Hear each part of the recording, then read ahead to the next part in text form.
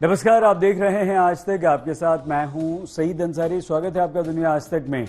आज हम आपको दिखाएंगे होक्स कॉल से कनाडा में कैसे मची दहशत और कोरोना की दूसरी लहर से इटली में कैसे हैं परेशान लोग। लेकिन उससे पहले नजर दुनिया टॉप 10 पर। अमेरिका में भी दिखी दिवाली की रौनक, जगमग रोशनी से नहाया न्यूयॉर्क का मशहूर एम्पायर स्टेट। अमेरिका समेत पूरी दुनिया में लोगों ने एक दूसरे को दिवाली की बधाई दी। अमेरिका के नवनिर्वाचित राष्ट्रपति जो बाइडेन ने देश में कोरोना वायरस के मामलों में तेजी को बताया खतरनाक। ट्रंप के नेतृत्व वाले प्रशासन से तत्काल कार्रवाई की मांग की। बाइडेन ने कहा, यह स्थिति चिंताजनक है। अगस्त महीने में मारा गया था अलकायदा के नंबर 2 का सरगना अबू मोहम्मद अल मस्तरी। इजराइल की खुफिया एजेंसी के जवानों ने अमेरिका के इशारे पर तेहरान में छिपे आतंकी की हत्या की। अर्थव्यवस्था, सुरक्षा और आतंकवाद के मुद्दे पर बातचीत के लिए पेरिस पहुंचे अमेरिकी विदेश मंत्री माइक पॉम्पियो। राष्ट्रपति एम्यूल मैक्रो और विदेश मंत्री के साथ करेंगे चर्चा। फ्रांस के बाद Turkey, Georgia, Israel, Qatar, Saudi Arabia भी जाएंगे। वियतनाम के प्रधानमंत्री गुयेन शुआन हू की अध्यक्षता में south east Asia digital summit का आयोजन। शनिवार को बैठक में दक्षिण पूर्वी एशियाई देशों के साथ साथ न्यूजीलैंड और ऑस्ट्रेलिया के नेता हुए शामिल। थाईलैंड में राजतंत्र में सुधार और प्रधानमंत्री प्रत्युत चान-ओ-चा के इस्तीफे की मांग को लेकर फिर सड़कों पर उतरे हजारों लोग। राजधानी बैंकॉक के डेमोक्रेसी मॉन्यूमेंट के सामने दर्ज कराया विरोध। पिछले 4 महीने से जारी है प्रदर्शनों का दौर। दुनिया में कोरोना केस 5 करोड़ 40 लाख के पार। पिछले 24 घंटों में 10,000 से ज्यादा की गई जान। अब तक मरने वालों की संख्या 13,11,000 से ज्यादा।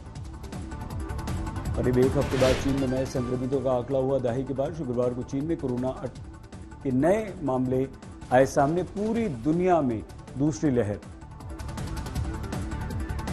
लीबियाई तट पर डूब रहे जहाज से 250 से ज्यादा लोगों को बचाया गया। स्पेनिश एनजीओ के लोगों ने डूब रहे प्रवासियों को बचाकर इटली के सिसिली पहुंचाया। 6 लोगों की मौत हुई है, इसमें 6 महीने का एक बच्चा शामिल है। ब्रिटेन के शाही परिवार ने प्रिंस चार्ल्स को दी उनके 72वें जन्मदिन की बधाई। 1948 में 14 नवंबर को बकिंघम पैलेस में हुआ था प्रिंस चार्ल्स का जन्म। पिछले साल प्रिंस ने भारत में बच्चों के साथ मनाया था अपना जन्मदिन।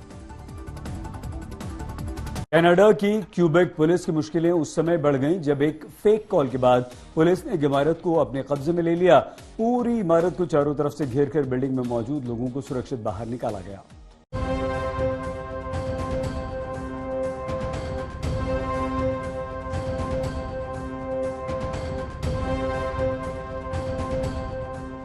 कनाडा की क्यूबेक पुलिस ने जब मॉन्ट्रियल की इस इमारत को अपने यहां कब्जे में लेना शुरू किया तो पूरे इलाके में दहशत फैल गई। जो जहां था वहां से खुद को सुरक्षित करने की जद्दोजहद में जुट गया और पुलिस अपने ऑपरेशन को अंजाम तक पहुंचाने में। दरअसल कनाडा की क्यूबेक पुलिस को इमरजेंसी नंबर पर French video game company Ubisoft की बिल्डिंग में खतरे की सूचना मिली थी, जिसको गंभीरता से लेते हुए पुलिस कुछ ही मिनटों में मौके पर पहुंच गई और पूरी इमारत को अपने कब्जे में ले लिया। इस दौरान बिल्डिंग में मौजूद सभी लोगों को सुरक्षित बाहर निकाला गया। बिल्डिंग खाली कराने के बाद पुलिस ने चप्पे चप्पे पर खोजी अभियान चलाया, लेकिन पुलिस को इस दौरान कुछ भी हाथ नहीं लगा। पुलिस ने पूरी बिल्डिंग की जांच के बाद बताया कि इमारत से कुछ भी हासिल नहीं हुआ और पुलिस की इमरजेंसी नंबर पर आई सूचना गलत और झूठी निकली, जिसकी जांच की जा रही है। पुलिस के इस जांच अभियान के बाद लोगों ने राहत की सांस ली और एक दूसरे को सुरक्षित होने की बधाई भी दी। वहीं पुलिस अब हॉक्स कॉल करने वाले शख्स की तलाश में जुट गई है। आज तक ब्यूरो। फिलीपींस में आए दुनिया के सबसे ताकतवर तूफान वॉम्को से जानमाल का जबरदस्त नुकसान हुआ। देश की आपदा एजेंसियां तूफान के बाद मची तबाही से निपटने में लगी हैं। हजारों लोगों की तलाश अभी भी की जा रही है। तूफान की चपेट में आने के बाद से ये हजारों लोग लापता हैं।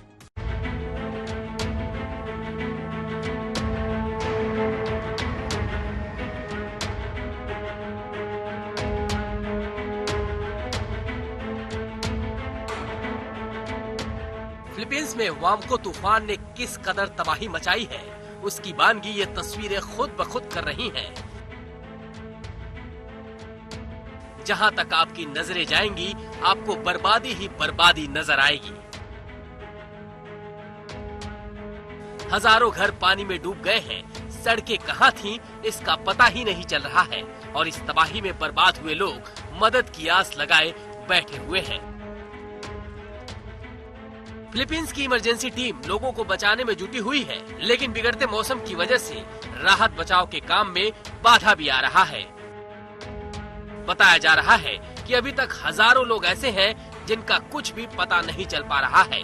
तूफान वामको से मरने वालों की संख्या बढ़कर 53 हो गई है और सैकड़ों लोग घायल हैं। इस आंधी ने बुधवार से गुरुवार तक लुजान के मुख्य द्वीप पर जमकर तबाही मचाई थी। फिलीपीन सरकार ने वामको तूफान को इस साल का सबसे खतरनाक तूफान बताया है। फिलीपीन नेशनल पुलिस ने कहा है कि आंधी तूफान के बाद बाढ़ और भूस्खलन की घटनाएं हुई हैं, जिसमें जान माल का भारी नुकसान हुआ है। आज तक ब्यूरो। इटली में एक बार फिर कोरोना वायरस के कारण स्थिति बेकाबू होने लगी। इसके चलते नेपल्स और फ्लोरेंस समेत कई क्षेत्रों में शुक्रवार को कोरोना के रेड जोन घोषित कर दिए गए। देश में बहुत तेजी से कोरोना बढ़ रहा है, स्थिति गंभीर हो रही है।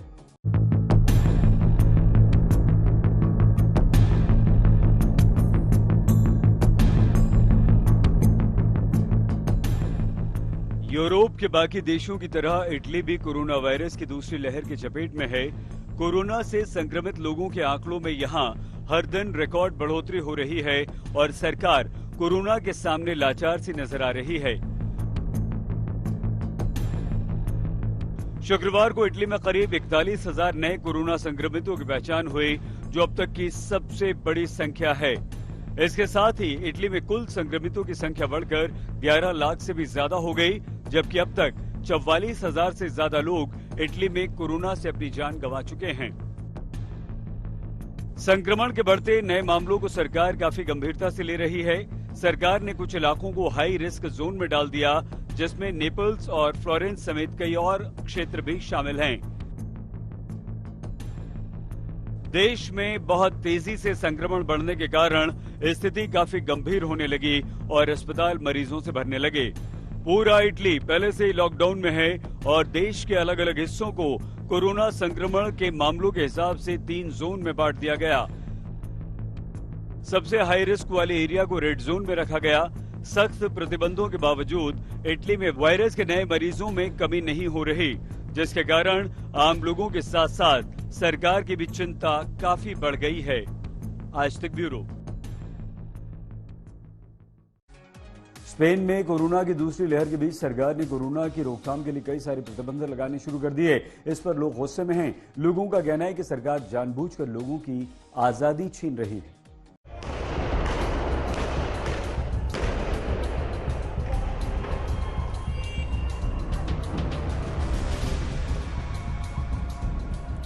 सड़कों पर आग लगाते, दुकानों में तोड़फोड़ करते लोगों की तस्वीरें स्पेन के अलग अलग शहरों की हैं, जहां कोरोना पाबंदियों को लेकर लोगों का गुस्सा सड़कों पर उतर आया है।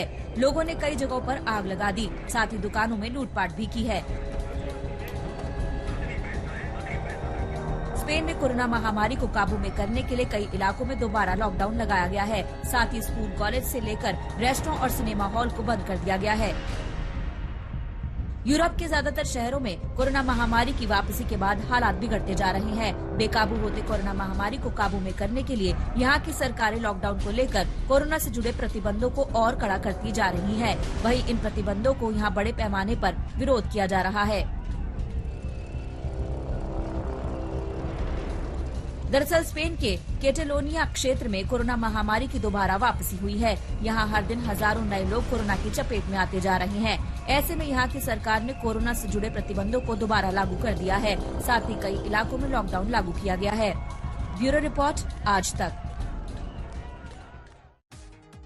दक्षिण अमेरिकी देश चिली में एक बार फिर से हजारों की तादाद में लोग राजधानी सेंटियागो की सड़कों पर उतरे और जमकर सरकार के खिलाफ विरोध प्रदर्शन किया। इस दौरान पुलिस और प्रदर्शनकारियों के बीच झड़प भी हुई। बेकाबू प्रदर्शनकारियों को काबू में करने के लिए पुलिस ने वाटर कैनन और आंसू गैस के गोलों का इस्तेमाल किया। पिछले 1 साल से चिली के अलग अलग हिस्सों में प्रदर्शन हो रहा है। आर्थिक संकट से जूझ रहे चिली में राष्ट्रपति सेबेस्टियन पिनेरो के इस्तीफे की मांग को लेकर ये प्रदर्शन हो रहा है। दुनिया आज तक में आज के लिए बस इतना ही। देखते रहिए आज तक।